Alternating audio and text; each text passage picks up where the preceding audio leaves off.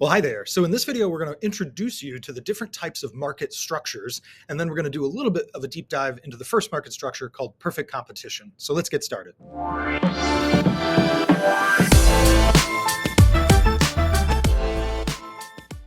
Okay, so in this first section here where it says market structures, there's kind of a little table that I think is helpful to think about in terms of the different ways that markets could be structured, right? For lack of a better term here.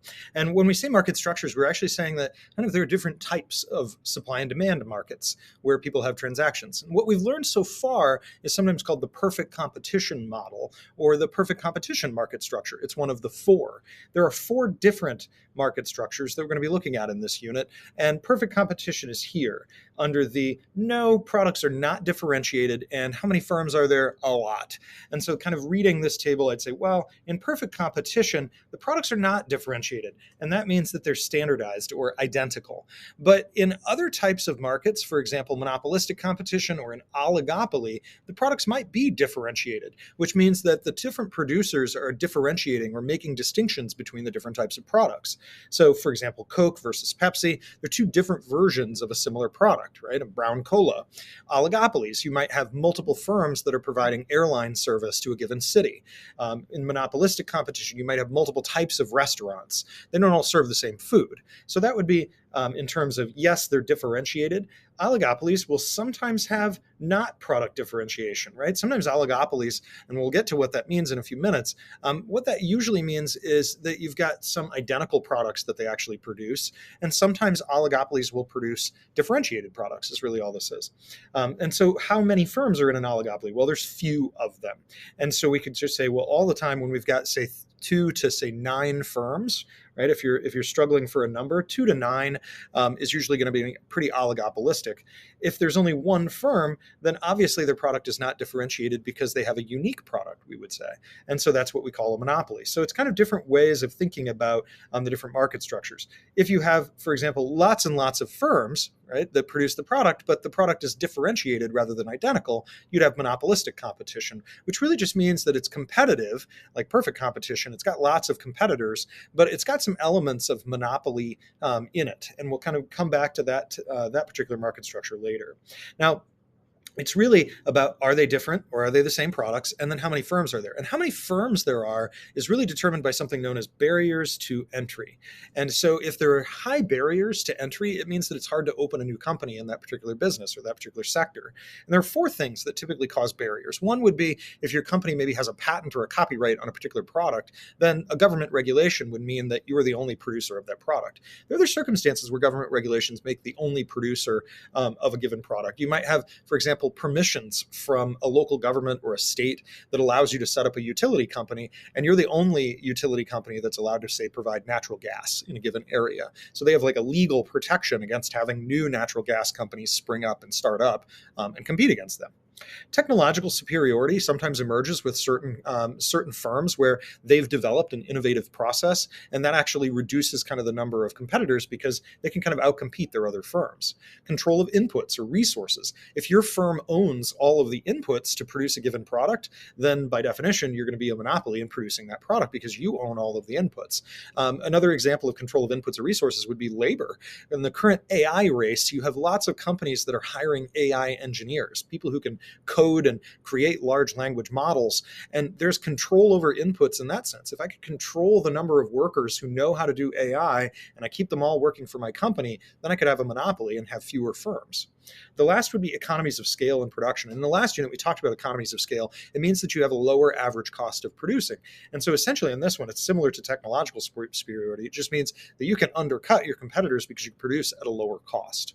So lots of different reasons why you would have one or only a few companies provide a product. We're going to come back when we look at monopoly and oligopoly and kind of examine those again. Now, for our first model, it is going to be perfect competition. So this is the model that we've actually been working at since Unit 1, where we talked about supply and demand. And in this model, we have a large number of buyers, a large number of sellers, and the products are all identical. There's no differentiation, and everybody knows everything about the products. So these are some assumptions that obviously in the real world don't necessarily hold true, but it allows us to kind of simplify the supply and demand model and make some analysis of it without lots of other competing issues coming up. And again, we will kind of look at what those look like in later topics in this unit. unit. These firms in perfect competition are known as what we call price takers because they have to take the market price. There are so many firms in the market that essentially that means that if you were to raise your price and you were a company, that you would lose all your customers because they would just go to all the other producers. And so we have this market with a market quantity and a market price. And I'm going to come back and talk about efficiency in just a moment. And that market price is determined by the intersection of all the different firms and all the different all the different consumers. And we extend that market price over to the firm, and we find that the firm has a horizontal marginal revenue and demand and price. And that function kind of represents the price of their product, but it also represents the demand for this firm's products, which we talked about a little bit in the last unit. But essentially, because it's perfectly elastic demand for the firm, that means that if the firm were to raise its price by even a penny, all of its customers would go back into the market and buy at price M rather than price M plus 1 penny. Now, in the last unit, we also learned that you have a marginal cost curve, and sometimes that marginal cost curve is equivocated with the supply curve. It's really only one segment of that marginal cost curve that is the supply curve, but we can get away with, for a shorthand right here, writing equals S. It's probably best to say just marginal cost in that context, but part of it is the firm's supply curve. Now, in equilibrium, in long-run equilibrium, we're going to say that the firm is earning zero economic profit. It's to be expected that firms earn zero profit in the long run. So I'm going to put zero profit right here. And I'm also going to call that normal profit. Now, normal profit, or zero economic profit, is to be expected for these types of firms. And again, we'll return to why that is later. But in order for that to be true, the price has to equal the average total cost of production. So that means we're going to need an average cost curve on this firm graph. And because the price, P sub F, is equal to ATC at the quantity that the firm is producing at, which is Q sub F, as they produce where MR equals MC, then the ATC is going to come down, hit its minimum right through that dot, and come back up again. And to be clear, it really should go right through and make all three lines cross at the same spot. Because what that's saying is that at QF, the price is equal to the ATC, so this firm doesn't earn any economic profit. This firm isn't earning any economic losses. What we do know, though, if they're earning zero economic profit, is that they must be earning a positive accounting profit. So their accountant's saying, you guys are doing great. The economist is saying, you are breaking even. Now let's take a look at what that would look like if maybe demand increased in the market for the good. And so we'll first draw price and quantity, downward sloping demand curve, and an upward sloping supply curve.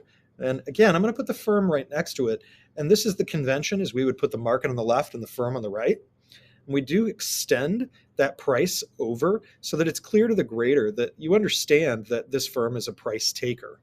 We're going to go ahead and put our Mr. DARP, if you want to call him that, Mr. DARP. I'm just going to say Mr. D. It's really, you have price already over here, so Mr. D is fine. And then we're going to put our marginal cost curve. I'm going to leave off the equals S, just because, again, it's really only part of this function that's actually the supply curve. And originally, we're going to have our ATC right here, and the firm is initially breaking even. So we're just kind of setting up the same graph that we just did right for a moment ago, but now we're going to show something happening. Now it says start in long-run equilibrium, so we did that. The next part's going to be demand increasing. So maybe there's expectations on the part of consumers that prices will rise soon. Maybe there's greater taste and preferences for the good, or perhaps a substitute good increased in price. There's a variety of things we know that could cause demand to increase, but here we'll just draw a shift to the right and an increase in demand.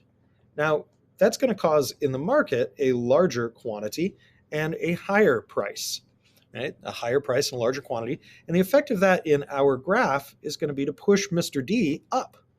Mr. D is going to shift up. So I'm going to put MR1 equals D sub 1. And I'll put P sub 1 here as well. Now, the way that we actually analyze this graph is we would say the new MR equals MC, Mr. 1 and MC occurs here. We're going to go straight down from that to establish our quantity. So this firm is going to produce more units in response to the higher demand. But the firm is going to earn economic profit. We can actually see that profit if we go from the price the firm is charging, P sub 1, down to the average cost curve. So this is very important that we don't go all the way down to the original Mr. D. That old Mr. D doesn't exist anymore. So we just go down to the average total cost curve, and then we're going to go over to the price axis. And so here in this shaded area, would be our profit rectangle. Now, many students, where they run into trouble is they make their ATC really flat. They make it like that. And if you do that, you're going to run into trouble with kind of seeing this little bit of the bottom of that that should be there. So you'll have a harder time, right? So I encourage students, even though ATC really does kind of look more like that, you can draw your ATC really, really steep like that. Whoops, lost part of my pen. Oh my goodness. You make your ATC really steep like that, and it's going to be a lot easier to make sure that you're actually getting it here and you're not going down to the original Mr. D. You do have to make sure there's no space, that you're not shading all the way down to that original Mr. D, because it's comparing the price to the ATC and going over. And that's the amount of profit that this firm earns. So hopefully this helped you understanding market structures and an introduction to perfect competition. I'll see you next time.